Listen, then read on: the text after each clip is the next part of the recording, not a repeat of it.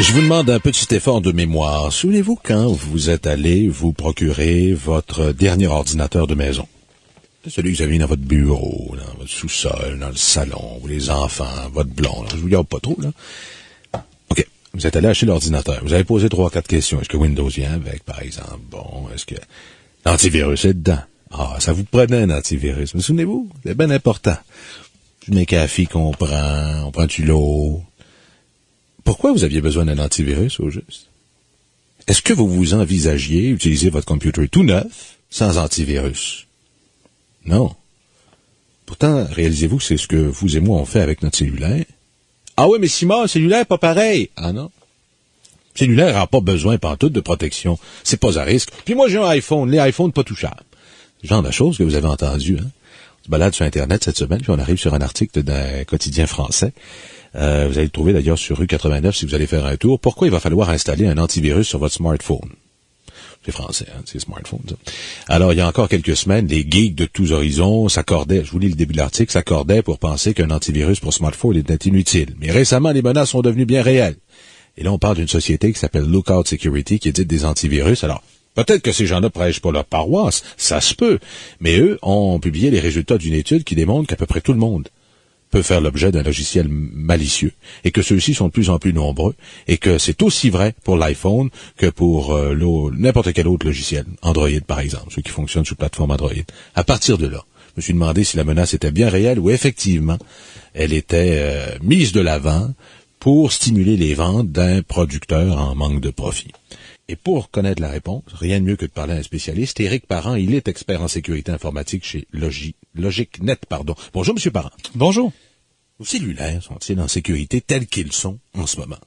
Ça dépend beaucoup de l'utilisation qu'on en fait. Alors, un cellulaire traditionnel, comme on avait dans l'ancien temps, c'est pas vraiment un risque, parce qu'on s'en sert pour faire des appels, et c'est à peu près tout. On a un carnet d'adresses à l'intérieur.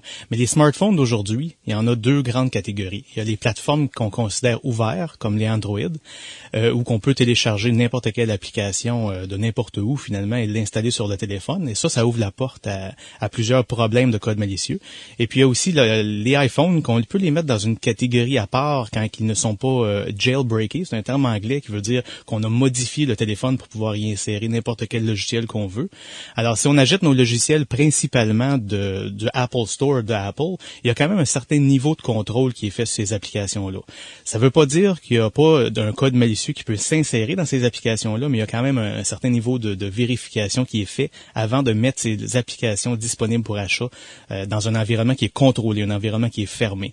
Alors, il y a ces deux grandes catégories-là. Mais aujourd'hui, c'est sûr que le risque est présent sur n'importe quel téléphone qu'on appelle téléphone intelligent, ou qu'on peut télécharger des applications, ou qu'on peut ouvrir des courriels qui peut avoir un attachement, un fichier attaché, qui pourrait être un fichier PDF ou un fichier qui pourrait contenir du code malicieux. Et puis là, en visionnant, si ce code malicieux-là vise une faille sur la plateforme, le téléphone qu'on utilise, ça pourrait résulter à une infection de type viral ou quelque chose de genre. Sans être des experts, plusieurs d'entre nous se baladons avec dans leur poche, par exemple, un BlackBerry, sur lequel on reçoit tous les courriels, tu sais, comme par exemple, moi, pour ma job, j'en reçois pas mal, de mes collègues, de mes patrons, mais aussi d'auditeurs, de gens qui veulent vendre leur événement. Est-ce qu'il se peut que dans l'un de ces courriels-là, on dit, tu dois être en PDF pour l'ouvrir, pèse là-dessus, et là, tu viens de polluer ton téléphone, ou si, parce que le téléphone est un téléphone d'entreprise, il est protégé par les protections mises en place par les serveurs généraux de l'entreprise. La protection peut jamais être à 100%. Alors, si on parle d'un courriel qui est rentré par un système d'entreprise, comme vous venez de décrire, et puis qui se rend graduellement sur votre téléphone, il peut avoir un certain niveau de filtrage qui a déjà été fait pour éliminer certains codes malicieux, certains logiciels malveillants qui pourraient être attachés, disons, au courriel. Mais la réalité, c'est que ces codes malicieux-là sont toujours faits très récents, là. Alors, les solutions d'antivirus ne peuvent pas tous les détecter immédiatement. Ça peut prendre plusieurs jours, même plusieurs semaines, des fois, avant que, dans la nature, comme en anglais, on dit in the wild. Dans la nature, on voit tellement d'infiltration de ce genre de cette version de virus-là, que les solutions d'antivirus finissent par l'identifier avec une signature, et puis on le retrouve dans les bases de données d'antivirus. Puis là, à partir de ce moment-là, les antivirus vont pouvoir l'intercepter. Mais avant que ça soit fait, un virus qui est tout récent, personne ne le détecte. Alors, il peut toujours se rendre jusque sur le téléphone. Il peut faire du trouble entre-temps. Entre le moment où il s'installe et le moment où il est détecté, il peut faire ce pourquoi il a été conçu. Oui. Et règle générale, ils ont été conçus pour quoi, ces virus-là? Ben, généralement, c'est pour aller chercher de l'information. Alors, aller chercher le carnet d'adresses.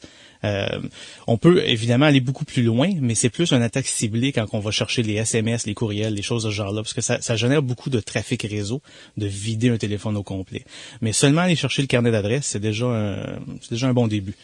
Quand vous lisez un article tel que celui auquel je faisais référence, pourquoi va falloir installer un antivirus sur nos smartphones, téléphones intelligents, qu'est-ce que ça vous dit, vous? C'est charrier, on exagère, c'est ces gens-là qui veulent vendre leurs produits. Ben, il y a toujours un mélange, disons, d'émotions entre les deux, parce que les compagnies qui font des solutions d'antivirus, il y en a il y en a quasiment des centaines. Et puis, c'est pas tous des bons produits. Alors, c'est une bonne business, finalement. Il y a une façon de faire de l'argent. C'est des frais récurrents. Alors, c'est bon pour eux d'en vendre, mais la qualité est pas toujours là. Et puis, il n'y en a pas un qui fait toute la job. Fait que si on en compare 2-3 disons, des leaders dans cette gamme-là, il n'y en a pas un qui fait tout ce que l'autre fait. Alors, ils ont tous des avantages que... Pourquoi ils font ça? Ben, c'est plus une affaire de qualité des développeurs. Les développeurs qui vont travailler sur une sorte de problème vont peut-être développer un talent qui est plus pointu que l'autre entreprise. Comme la question à 1000$, toujours la même. C'est, qu'est-ce qu'on ferait, McAfee ou Symantec? Symantec ou McAfee? Ça va dépendre du mois. C'est un peu comme une équipe de hockey. J'ai jamais entendu cette réponse-là. Ouais, ça va dépendre du mois. C'est pareil comme si on prend ceux qui jouent beaucoup à des jeux vidéo sur des ordinateurs personnels. Il va y avoir des périodes de temps où on veut acheter une carte vidéo de Nvidia, puis des fois ça va être une carte vidéo ATI. Ouais, ça veut dire c'est parce que cette compagnie-là a fait plus de lobbying avec une compagnie comme disons Ubisoft ou une des compagnies qui fait des jeux vidéo pour que ces gars-là développent des jeux en fonction de leur carte. En fonction de cette carte. Alors on part sur un trend que pendant quelques années, ça va être ça la carte vidéo de choix, et puis d'un coup, ça change de bord. J'avais jamais pensé à ça, puis j'en ai acheté de la carte vidéo. C'est voulu, ça? Ben oui, c'est voulu. C'est juste c'est pervers, mais c'est un résultat qui vient d'un besoin. T'es content de ta Nvidia, tu dis jamais je vais changer, puis 5 ans après tu changes, 3 ans après tu changes, puis c'est pour ça, effectivement. Fait que l'antivirus, c'est pas exactement la même chose, évidemment, mais qu'est-ce qui se produit, c'est que quand une compagnie d'antivirus va développer du talent pour une sorte de virus qui est très populaire à ce moment-là, ben c'est eux qui vont devenir la meilleure solution pour cette plage horaire-là, disons. Parce que c'est bien vicieux de croire que... Moi, si je m'appelais Symantec ou McAfee, j'engagerais une couple de gars en dessous de la table pour dire « Tu veux-tu mettre de la merde sur Internet? Donne-moi à manger. » Ouais, ça, c'est une question qui a toujours tourné depuis le début des temps des antivirus. Il n'y a pas vraiment de réponse à ça. C'est sûr qu'on peut s'imaginer que les chefs d'entreprise de ces compagnies-là, quand ils ouvrent le journal le matin et puis qu'il y a eu une infiltration virale monstre, c'est sûr qu'ils doivent être relativement heureux de ce genre d'action-là, finalement. Pourquoi qu'ils seraient pas contents? J'interviens pas, là. J'essaie de voir jusqu'où vous allez aller. AdAware, ça vous dit quelque chose, ouais. Ça? C'est un petit truc, tu downloads le logiciel sur Internet, puis là, il va fouiller dans ton système, puis dis si t'as, comment il appelle ça en anglais, ou c'est quoi le terme, là, des spyware? Spyware, okay. des banners, des cookies, il fouille. Puis là, toi, t'es tout content d'avoir trouvé ce logiciel-là. Tu dis, ici, tu merveilleux. Puis là, il fouille, puis il scanne. Maintenant, il dit, là, vous avez bien fait de m'installer. J'ai détecté sur votre ordinateur 1400 menaces. Tu prends le logiciel, tu fais le ménage. Tu te vires de bord. Tu vas acheter un logiciel d'une compagnie différente, qui fait le même job. Tu te dis, regarde dans mon ordinateur, voir, il scanne. T'as bien fait de me prendre. Moi, je viens de trouver 4000 menaces ton ordi. Comment ça se fait qu'un programme règle pas le problème pour l'autre, puis l'autre, puis l'autre, puis l'autre? Ben, ça revient à ce que je l'ai dit tantôt, c'est qu'en réalité, il n'y a pas un de ces logiciels-là qui vérifie les mêmes choses. Et puis, des logiciels comme AdAware, il y en a plusieurs d'ailleurs dans cette catégorie-là, Spybot, il y en a plusieurs. Ils ont tous un avantage à un moment. Alors, si on est infiltré avec un spyware, ça peut être intéressant d'utiliser ces logiciels-là pour essayer d'enlever ces logiciels-là. Un spyware et un virus, c'est pas la même chose, mais c'est l'agissement plutôt qui est pas la même chose. Mais pour le consommateur, c'est la même affaire. C'est quelque chose qui est là qu'on veut pas avoir. Alors, il y a aucune raison pourquoi une solution antivirus, on va l'appeler une solution anti-logiciel malveillant. C'est parce qu'il ne faudrait pas l'appeler antivirus. Parce que, comme j'ai dit, un virus, c'est une catégorie de choses. Ça devrait tout régler ça. C'est ça qui se produit pas. Alors, on se ramasse que quand on a un ordinateur qu'on veut sauver, il est infiltré avec un paquet de choses, il faut installer une multitude de logiciels comme ça pour essayer de s'en sortir. Et puis, plus souvent qu'autrement, ça va prendre un expert qui va aller faire le ménage manuellement dans certaines choses pour réellement purger, enlever ce code malicieux-là, finalement. En gros, la meilleure façon de faire quand on est infiltré avec du code malicieux comme ça, c'est de sortir nos données de tout réinstaller. Je dirais, mais c'est vous qui êtes l'expert, je dirais qu'on est probablement beaucoup plus alerte aux problèmes que pourrait avoir notre ordinateur de table, notre portable, que nos cellulaires. Oui. Alors, on est au courant des différentes menaces, puis des différents comportements douteux que peut avoir notre ordinateur qui nous laisse croire que peut-être que, mais sur les cellulaires, rien de tout ça. Ben, c'est parce que sur le cellulaire, on probablement qu'on remarquera pas grand-chose de malicieux. C'est rare que on n'aura pas des symptômes, disons, qui sont très évidents. Sur un poste de travail, traditionnellement, les virus vont rentrer pour prendre le contrôle du poste de travail, pour s'en servir comme un zombie pour attaquer d'autres postes de travail, ou ça va s'asseoir là seulement pour collecter tout ce que vous tapez au clavier, aller chercher vos comptes de banque, les choses de ce genre-là. Alors, des fois, on va voir des symptômes, l'ordinateur va ralentir ou des choses de ce genre-là. Mais sur le téléphone, en général, un virus va rentrer, puis ça va être tout simplement pour sortir toutes les données qu'il y a à l'intérieur.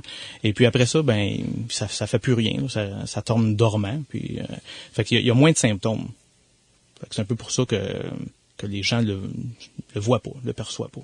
Est-ce qu'on doit prendre des mesures pour se prémunir, que ce soit Android, que ce soit OS, que ce soit n'importe quoi? Est-ce qu'on doit prendre des mesures, nous autres, là, à titre de citoyens, tout seul dans notre coin, sans demander au boss, sans demander au service technique de ton entreprise? As-tu des mesures à prendre? Ben, les mesures à prendre semblent justement parler au support technique d'une entreprise. Ça veut dire qu'on exclut installer des logiciels d'antivirus. Les mesures à prendre sont généralement relativement simples. La majorité des infiltrations de codes malicieux viennent des gens qui vont ouvrir n'importe quel courriel qui devraient pas ouvrir finalement. C'est sûr que c'est difficile dépendant du milieu. Comme votre milieu à vous, quand vous recevez des choses, vous savez pas le choix de l'ouvrir. Mais en général, c'est pas le cas. Quand on parle de monsieur tout le monde qui est assis chez eux, puis qui reçoit un courriel de quelqu'un qu'il connaît pas, puis qui a un fichier attaché, on délite le courriel. Point. Si c'est important, la personne va nous appeler de la bonne vieille façon avec le téléphone. Et puis, à ce moment-là, on pourra dire, renvoie-moi-le. Pas de patente à installer, pas de logiciel à aller chercher. Ben, c'est sûr qu'un antivirus, c'est quand même devenu pas mal de base de n'avoir un. C'est comme j'ai dit, ça couvre pas tout. Ben, pour cellulaire, c'est pas encore rendu là. C'est pas encore très commun. Voilà. Puis d'ailleurs, la majorité des logiciels qui ont été testés, disons, qui ont été essayés en laboratoire, donnent pas des excellents résultats sur les cellulaires. Quand on regarde un peu tout le monde travailler avec leur patente, leur machine de toutes sortes, toutes grosseurs, des fois à l'oreille droite, des fois à l'oreille gauche, mais toujours à l'oreille, on finit par se dire, notre société s'en va où? Et c'est pas Pépère qui dit, maudit que le temps change, puis c'est pas pour le mieux. C'est sincèrement de plus en plus douteux. On va souper quelque part, l'ado de 15, 16, 17 ans est là, mais elle est bien fine, bien brillante, mais elle te regarde plus, elle mange plus avec toi, elle te parle plus, elle passe son temps. Dans mon temps, on disait que c'était la TV. Après ça, c'était les jeux vidéo. Là, c'est le cellulaire. Une pareille dépendance, ça doit être tentant pour quelqu'un qui veut vraiment commettre le mal, puis se dire, la société est tellement habituée à ces machines, si je l'en prive, elle va s'écraser carrément. C'est un bon point. D'ailleurs, il y a eu un bel exemple de ça en Estonie. Il y a eu, je pense en 2007, il y a eu une attaque de ce genre-là qui a mis le pays un peu sur le dos pendant plusieurs jours. Le premier réflexe des gens, c'est de penser que l'Estonie, c'est le tiers-monde. Pas le cas du tout. Sur le plan informatique, ils sont très, très branchés. Oui. Et puis, qu'est-ce qui s'est passé, c'est qu'il avait déplacé une statue d'un général russe ou quelque chose de ce genre-là. Et puis, ça avait fait une révolte. Et puis, il y avait eu des groupes qui avaient monté des attaques contre les infrastructures du gouvernement. Et puis, là-bas, eux sont pas mal plus branchés que nous. Ils utilisent leur cellulaire pour payer le lunch quasiment, là, à faire des achats. Ils prennent le transport en commun avec ça. Alors, qu'est-ce qui s'est passé, c'est que en mettant le système de téléphone sur le dos, ben les gens qui étaient habitués d'acheter leur lunch avec leur téléphone cellulaire, puis de revenir chez eux le soir avec le transport en commun en payant avec le cellulaire, ben pouvaient plus le faire. Et puis ça a perturbé évidemment beaucoup le pays qui était très dépendant de la technologie. Alors c'est sûr qu'à mesure qu'on avance, puis qu'on a ce genre de dépendance-là, j'ai déjà, v'là 20 ans, travaillé dans un hôpital sans papier. On a 2 hôpitaux comme ça au Québec qui essaie d'opérer sans papier. Et puis, à un moment donné, il y a eu un problème avec le système informatique et on a dû l'éteindre pendant une douzaine d'heures. Pendant ce temps-là, les gens qui travaillent dans l'hôpital appelaient au service informatique pour nous demander comment je vais faire pour avoir mes rapports de radiologie. Puis moi, je trouvais ça drôle, parce que je me disais, appelez au département de radiologie, c'est simple. Alors, faut quand même s'habituer que c'est possible de travailler sans toute cette technologie-là pendant quelques jours, supposons qu'il y aurait un problème. Un champ d'avenir, ça, pour quelqu'un qui veut commettre un acte terrorisme. Le terrorisme. Je pense, vous avez même relaté un événement à un moment donné où on pouvait plus rejoindre le 911, les services d'urgence, c'était plus possible. C'est en Estonie ou ailleurs, là, mais où tout le système tombe. C'est extrêmement risqué. C'est sûr qu'on est très dépendant de ce genre de choses-là. J'ai déjà vu justement localement un système 911 qui était pas disponible pendant quelques heures. Ça peut arriver. Ça peut arriver. C'est pour ça qu'il faut avoir des plans de relève. Les plans de relève, ça veut pas nécessairement dire de la technologie, parce que les grands technologues les firmes de technologie vont vous vendre des choses et des choses et des choses. Mais au bout de la ligne, si on a le 911 et puis que le 911 ne répond plus, pourquoi qu'on pourrait pas tout simplement avoir la ligne 911 qui est automatiquement redirigée à une autre ligne téléphonique pour que quelqu'un puisse répondre? Il y a probablement plusieurs façons de faire de la redondance sur un système de ce genre-là. Et puis, des fois, c'est tout simplement pas fait ou pas adressé. Moi, je voulais bien vous montrer mon BlackBerry, mais il est brisé. Il se décharge en 5 minutes, mais je peux pas le faire. Je voulais vous prouver que c'était vrai que j'avais mis un mot de passe sur mon Moses de Black. Ça m'a pris un bout de temps avant de comprendre l'importance de la patente. Il y a beaucoup de gens qui n'en mettent pas. Et souvent, c'est par là que nos problèmes vont commencer. Ben, ça dépend toujours de la version du système d'exploitation et puis du modèle de téléphone, mais il y a certains avantages de mettre un mot de passe. Évidemment, si on le perd, les gens peuvent pas le consulter. Il y a aussi des fois la façon qu'on peut communiquer avec le téléphone, que ce soit via Bluetooth ou les autres protocoles qui peuvent aller vider le contenu du téléphone. Quand il y a un mot de passe sur le téléphone, des fois, ça interagit à cette couche-là aussi. Alors, on peut pas tout simplement parler au téléphone. C'est sûr qu'il peut y avoir un mot de passe aussi sur ces protocoles-là, comme Bluetooth, mais avoir un mot de passe, c'est assez important. Okay, je perds mon cellulaire, je me le fais voler, pas de mot de passe. Je viens de donner à tout le monde tout ce que je possède, ou à peu près. Oui. Mais c'est sûr que même avec le mot de passe, si on l'amène à un technologue qui connaît ça, il va le vider quand même. Le mot de passe ou pas mot de passe, là, on peut le vider, le téléphone. Y a-t-il une moyenne de vous boucher, vous autres? Carrément, là. Avec un bon coup de marteau dans le téléphone. Puis encore. Puis encore. Rendez-vous, petit disque dur. Mais c'est pas, au moins, c'est pas tout le monde qui sait comment faire ça, là. Fait que monsieur tout le monde qui va trouver un téléphone, c'est comme un ordinateur portatif. Supposons que quelqu'un qui travaille dans une banque avec une liste de clients puis des données extrêmement confidentielles qui ne sont pas sécurisées, pas chiffrées, perd son portable. Ben lui, il dort mal, là. Parce qu'il se dit, bouge pas là. N'importe qui prend ça, il rentre dedans et tout est là. C'est automatiquement, quand c'est chiffré, ben généralement, la personne qui va le trouver, cet ordinateur-là, elle devient qu'elle n'a plus de valeur à part le matériel. Alors, il va le vendre sur Kijiji ou sur n'importe quoi, eBay. Mais il ne pourra pas aller consulter les données. Les données, ils sont chiffrées, là. Fait que qui va perdre du temps avec ça? Mais quelqu'un qui l'a volé, l'équipement, pour la revendre, mais que les informations sont là, ben pourquoi qu'il ne regarderait pas? Là, il va regarder. Puis il va dire, oh my, regardons, c'est intéressant. C'est tout un dossier, disons, d'Hydro-Québec. C'est déjà arrivé dans le passé. Alors, le chiffrement puis la sécurisation, comme mettre des mots de passe, c'est assez important. Le chiffrement, niaiseux dit comme ça, mais comment je fais ça? Moi, je chiffrais mes affaires.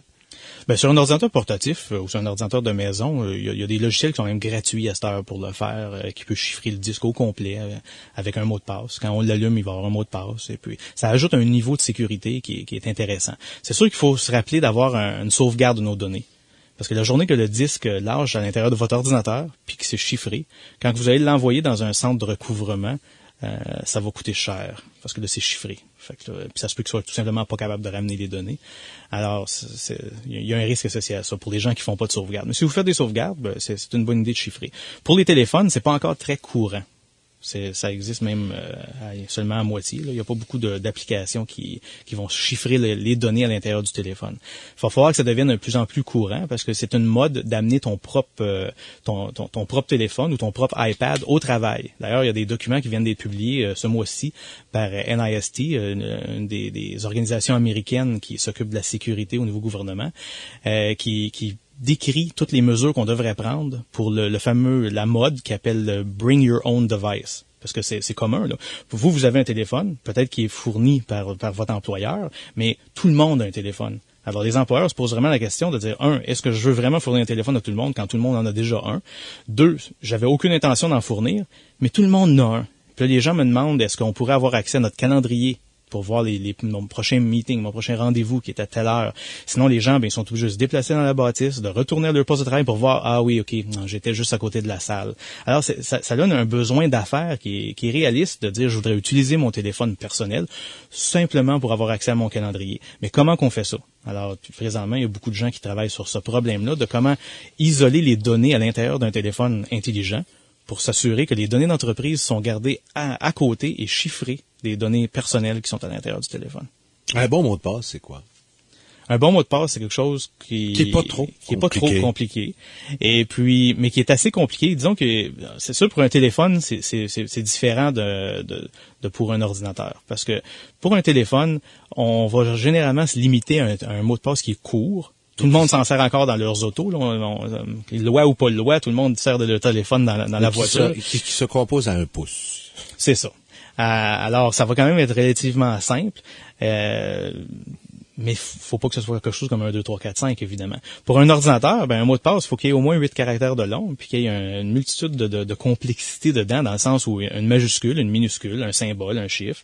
Mais c'est pas obligé de compliquer. Si on prend la première phrase d'une chanson qu'on aime, et puis on prend juste la première lettre de chaque mot, ça peut faire un beau mot de passe qui est aléatoire, et puis on va se compliqué. Vous êtes expert en sécurité informatique chez LogicNet. Je vous amène un ordinateur sécurisé, bon mot de passe, tout est là. Ça vous prend combien de temps à rentrer dedans? Si c'est le mandat qu'on vous a donné. Ça dépend de plusieurs choses. Évidemment, si le disque est chiffré, ça peut causer certains délais. Certains délais, mais ça dépend un peu du genre de chiffrement. Ça peut être aussi juste plus qu'un délai. Là. Ça peut arrêter là. Mais en général, vu que cet ordinateur-là est sûrement branché au réseau, même si tout est chiffré, ça veut dire qu'on peut pas s'y rendre par le côté physique. De dire tout simplement, je l'éteins, je prends le disque qu'il y a dedans, je le mets dans un autre ordinateur, je lis les données. Fait que ça, c'est facile. Mais si c'est chiffré, il faut attendre que vous soyez branché dessus, vous travaillez dessus. Puis là, probablement que la façon la plus simple, c'est avec une attaque de type social, où qu'on va tout simplement vous envoyer un courriel qui va contenir de quoi que vous allez cliquer dessus, et puis à partir de là, je vais avoir pris contrôle de votre ordinateur. À distance. Et puis, je suis comme vous. C'est vous qui êtes branché dessus. Alors, c'est comme si moi, je suis vous. Alors là, pendant que vous continuez à travailler, moi, je continue à lire puis à me promener sur votre disque, qui est maintenant plus chiffré, parce que vous êtes assis à l'ordinateur et vous travaillez. Donc, le disque est maintenant déchiffré. Et est-ce que la personne qui est assise à son ordinateur peut se rendre compte que quelqu'un est en train de fouiller? Est-ce que l'ordinateur devient plus lent? Ça dépend un peu des actions. Souvent, si on est paresseux, nous, puis qu'on cherche de quoi de très spécifique, ça se peut qu'on demande à l'ordinateur de chercher pour un nom de fichier. Là, le disque va se mettre à travailler, puis ça pourrait ralentir. Mais en gros, quelqu'un qui est très vigilant, il fait rien, là, il est au téléphone, il regarde la lumière qui clignote sur l'ordinateur, l'activité du disque constamment. Ça pourrait porter à trouver ça un peu louche, mais 99,9% des gens voient pas ça, ces choses-là. Dernière question sur la sécurité avant de terminer sur la dépendance aux produits informatiques. Est-ce que les réseaux, les réseaux Wi-Fi, les réseaux internes dans les maisons pour que les appareils communiquent entre eux, est-ce que les problèmes de sécurisation sont plus facilement gérables aujourd'hui qu'ils ne l'étaient il y a 5 ans ou il y a 10 ans, alors que les gens pouvaient se présenter devant chez vous, dans leur voiture, puis faire ce qu'ils voulaient avec votre système? Est-ce que les problèmes sont encore bien réels? Les problèmes sont encore réels, mais il faut encore le mettre dans un contexte. C'est une chose de gestion de risque, finalement. Le risque que quelqu'un soit stationné devant chez vous puis essaye de rentrer dans votre réseau est quand même négligeable, à moins qu'on soit une cible pour ce genre d'activité-là. Mais les réseaux sont pas plus sécuritaires. Si on prend un des plus grands réseaux qu'on a de Internet, la façon que c'est sécurisé aujourd'hui, ça utilise encore une technologie qui est passée. Puis la raison pour ça, c'est qu'on veut que ce soit facilement utilisable par n'importe qui. Alors, vous vous abonnez à un de ces services de réseau haute vitesse, d'une grande compagnie québécoise, disons, et puis vous vous ramassez avec un bidule chez vous qui est Wi-Fi, et puis pour un expert, ça prend moins de 15 minutes rentrer dans ce réseau-là. Et puis la raison, c'est qu'il utilise un protocole qui est passé de date, qui est facile à exploiter, mais qui est commun. Alors, n'importe quel bidule que vous achetez... c'est pas la faute aux consommateurs, c'est la faute à la compagnie. Oui, c'est une décision qu'ils ont prise. La décision qu'ils ont prise, c'est de rendre ça facilement accessible pour tout le monde. Donc, n'importe quel bidule de n'importe quelle date que vous avez acheté en n'importe quelle année, que vous voulez qu'il parle Wi-Fi, va parler à cette belle boîte-là. Alors, c'est ça le risque. C'est comme quelqu'un l'autre bord me suggère à l'instant, t'es dans un immeuble à condo, ça veut dire que tu peux fournir la connexion gratuite à peu près n'importe qui, puis... combien d'autres choses. Puis là, c'est sûr que les problèmes qui peuvent en découler, c'est que si quelqu'un utilise votre sans fil pour faire quelque chose de criminel, télécharger des choses de ce genre-là, quand la police va venir sonner, ça risque d'être chez vous. Est-ce que ça se perce des mots de passe pour système de réseau pareil? Réseau, vous voulez dire sans fil ou réseau? Oui, absolument. comme je dis, à rentrer sur les systèmes traditionnels. Le terme utilisé, c'est du WEP, du WEP. C'est le protocole, un vieux protocole de chiffrement, de sécurité, qui est très facile à briser. Ça se brise en dedans de 15 minutes. Là. Il y a des vidéos sur YouTube. Vous êtes décourageant, bon, Yann, vous? Non, mais comme je dis, c'est dans le contexte. Dans le contexte, parce qu'une fois qu'on a rentré sur le réseau, supposons que je suis stationné devant chez vous, j'ai rentré sur votre réseau. Je suis quand même pas rendu nulle part, là. Je suis rendu tout simplement sur votre réseau. Pareil comme n'importe quelle personne que vous avez admis chez vous, puis vous lui avez carrément donné votre clé pour rentrer sur votre réseau, pour qu'il puisse aller sur l'Internet avec son téléphone, avec son ordinateur. Je suis pas rendu plus loin, là. J'ai pas encore attaqué votre poste de travail. Non, mais même sans avoir des intentions malicieuses, je le dis souvent, moi j'ai une Moses de clé USB, j'ai pas le choix, il n'y a pas une compagnie de fourniture Internet qui veut se rendre jusque chez nous. Pourtant, je suis pas si loin. Mais on est tellement peu à être pas si loin qu'ils se disent ça vaut pas la peine d'investir pour eux autres. Fait qu'allez vous chercher Internet par une clé USB. OK? Et là, tu t'en vas, mettons, un charmant mousse dans la famille qui décide de jouer, je sais pas moi, à Farmville par Facebook. Puis tu reçois ton compte, c'est 300$ par mois. Pas une maudite niaiserie. Sentez le ton, là. Quelqu'un qui décide de faire ça sur tes comptes peut t'entraîner des factures importantes. Oui, absolument. Généralement, c'est pas la bonne chose à faire parce qu'on veut quand même contrôler notre utilisation si on veut continuer à en voir le bénéfice. Alors, quelqu'un qui va s'en apercevoir va sûrement enquêter puis changer quelque chose. Mais il peut s'en apercevoir une fois que ça lui a coûté 300-400$. Ben, c'est ça, effectivement. Mais vous, si vous utilisez une clé USB, c'est quand même, vous la partagez avec les autres ordinateurs dans la résidence? Non, j'ai pas fait cette connerie-là encore. OK. Donc, je suis correct. En fait. Ben, c'est déjà moins pire parce qu'une clé USB de ce genre-là utilise des protocoles qui sont propres au système téléphonique. Alors, pour rentrer là-dessus, ça, c'est un autre niveau d'expertise. Ça prend des gars comme vous. Ben, oui. Et puis, ça prend quand même d'équipement aussi. Ça prend pas juste des connaissances. Dernière question, puis là, elle est à titre personnel, M. Parent. Je sais pas si vous avez des adolescents. Je sais pas si vous en connaissez dans votre entourage. Je ne sais pas si même des adultes de votre entourage se comportent comme ça. Mais avez-vous, tout comme moi, et on en discutait entre nous ce matin, on est plusieurs à avoir cette impression-là, que l'utilisation des téléphones cellulaires, des smartphones, devient problématique. Vous allez, par exemple, souper chez quelqu'un de la famille, puis vous vous rendez compte que ni le père, ni la mère, ni l'enfant ne t'écoute, ne te regarde, ou ne pense à toi de la soirée. Tout le monde est sur son cellulaire à texter. Tu prends une photo en une du journal, qu'est-ce que c'est? C'est deux sauveteurs assis sur leur siège en train de texter. La caissière pas la caissière, mais la serveuse arrive au restaurant, elle a l'appareil dans les mains, tu dis, c'est moderne, tu penses qu'elle va prendre ta commande, elle dit, un moment, ce sera pas long, je suis à vous. Mais non, tu te rends compte qu'elle est en train de texter. Et tout ça est en train de devenir normal. Voyez-vous ça, vous? C'est sûr que l'éthique ou disons les bonnes manières prennent le bord souvent. D'ailleurs, ça me fait rire que ce genre de questions-là, parce que là, quelques années, j'ai eu la chance de présenter à une conférence une personne très connue dans le milieu de la sécurité, un homme qui a écrit des livres, c'est un génie en chiffrement et en technologie. Et puis, avant de le présenter, je voulais évidemment y parler avec lui quelques minutes pour savoir un peu quoi dire. Et puis, cette personne-là a perdu l'art de regarder dans les yeux. Et il m'a jamais regardé dans les yeux tout le long que j'y parlais. Il était en train de regarder son BlackBerry puis de répondre à des courriels.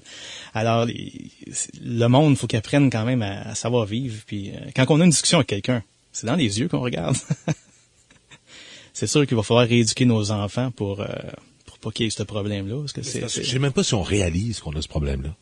Même pas si il y a bien des gens qui le réalisent pas, mais c'est que si quelqu'un lui passe le message, peut-être qu'un jour ils vont réaliser. Y a-t-il un truc pour faire comprendre ça à un ado sans qu'il te traite de vieux dépassé? Ouais, ben. Non, je suis confortable, 2 minutes. Il y a un truc, il y a un site web qui s'appelle chinavision.com de mémoire. C'est une firme chinoise qui vend toutes sortes de bébelles technologiques. C'est pas légal, qu'est-ce que je vous dis là, mais vous pouvez vous acheter un petit bidule qui coûte $30 qui brouille les ondes des cellulaires. Là. C'est pas légal de faire ça. Oh, mais si vous allumez ce bouton, ben là, sur quelque chose comme 10 mètres, il y a plus de cellulaire qui fonctionne. Alors, ça va peut-être devenir courant que les gens vont s'équiper de ce genre de bébé. Très clair, c'est pas légal. Non, c'est pas légal. Non, parce que c'est sûr que ça peut interférer avec le 911, avec... Sûr. Ça s'appelle comment? Dites-vous qu'il y a certaines entreprises, il y a des cinémas qui ont regardé, essayer d'avoir un permis pour utiliser ce genre de technologie-là. C'est pas légal. C'est pas légal. On peut pas encourager et puis ça passera jamais d'ailleurs. Et puis d'ailleurs, heureusement, on l'a vu cette semaine avec le problème qu'il y a eu à Aurora avec le film de Batman. Faut que le 911 fonctionne quand même. On comprend bien. Ça s'appelle comment? chinavision.com. Ils vendent toutes sortes de cochonneries, là. Ils en vendent des choses. Non, mais c'est bon à savoir. Puis là, c'est de regarder surtout à la face de ton ado qui te fait chier depuis des semaines et des semaines avec son textage qui fait, hey, bruit qui marche, man. Je peux pas en doute. Qu'est-ce que ça va prendre? Ça va prendre des logiciels comme on met des fois sur des ordinateurs, sur les téléphones des ados, pour que disons, à l'heure du souper, il fonctionne plus. Merci, Éric Parent. C'est intéressant de vous parler. Vous avez un site Internet où on peut aller chercher des infos? Oui, d'ailleurs, c'est intéressant que vous dites ça. Nous avons mis à la disposition des gens gratuitement une adresse de courriel pour les gens qui sont pas sûrs s'ils sont en train de se faire arnaquer ou, parce que des courriels malicieux, on en reçoit. Évidemment, comme j'ai dit, il y a des règles de base. Moi aussi, mais on s'habitue. On n'ouvre pas un courriel, on s'habitue à les déliter, les supprimer aussitôt qu'ils rentrent. Mais si vous allez sur logicnet.ca, en haut, il y a un onglet qui s'appelle Demander à l'expert, et puis là-dedans, il y a un courriel là, pour ceux qui voudraient poser des questions. Si vous avez reçu des courriels que vous êtes vraiment tenté de répondre, comme le fameux courriel que vous avez gagné 10 millions, là, vous avez hérité de 10 millions. Je vous le dis tout de suite, c'est pas vrai. Mais si vous avez besoin d'une confirmation. Merci, Éric Parent. Merci beaucoup. Expert en sécurité informatique chez LogicNet. On va parler de dépendance avec vous autres. J'aimerais beaucoup que vous me donniez des exemples de ce que vous trouvez qui est rendu exagéré dans l'utilisation des bidules informatiques qu'on a dans nos poches. Parlez-nous de ça. 790-9850 de l'extérieur, 1-866-790-9850.